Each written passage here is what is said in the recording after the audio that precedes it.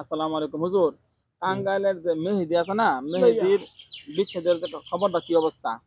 বিচ্ছেদের কামটা কি অবস্থা? আর বশীকরণের অবস্থাটা কি অবস্থা? অনেক সময় আগের বার তো দেখছেন বিচ্ছেদের কাজটা খুব ভালো হইছে, বশীকরণের কামটা কম হইছে।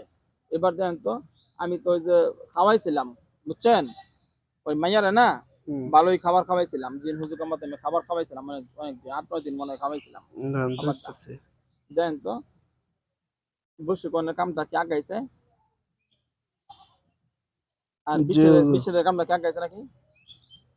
বশীকরণের কামটা আগাইছিল বেশি আর বিচ্ছেদের কামটা কম কম হয়েছিল। মানে এবার দেখেন ৭ দিন যে খাওয়াইলাম, খাওয়ানো থেকে ওই বিচ্ছেদের যে কামটা কি আগাইছে কিনা আরো? বিচ্ছা জগৎটার অনেক দ্বিগুণ গাইছে। দ্বিগুণ আগাইছে। জি, আর বশীকরণটা এটাও দ্বিগুণ গাইছে। মাশাআল্লাহ। তাহলে মানে এই আর কতদিন আগামী বড় ঈদের আগে কি আমরা ভালো একটা সংবাদ পাবো আমরা? পরে বড়দের ফুফর্তির বাহাতারি। আচ্ছা ইনশাআল্লাহ। আমরা তাহলে হুজুররা দোয়া করি আমি আর আপনারা কাজগুলা চালায়া যান। যারা দায়িত্ব নিছেন, কাজ করতেছেন, আপনারা কাজগুলা চালায়া যান। যেন এই লোকটা এই মুসিবত থেকে হেফাজত মানে হয়, সেজন্য তার মনে বাসনা পূর্ণ হয়। আল্লাহ যেন কবুল করে। ঠিক আছে? আপনারা চেষ্টা চালায়া যান। আসসালামু আলাইকুম।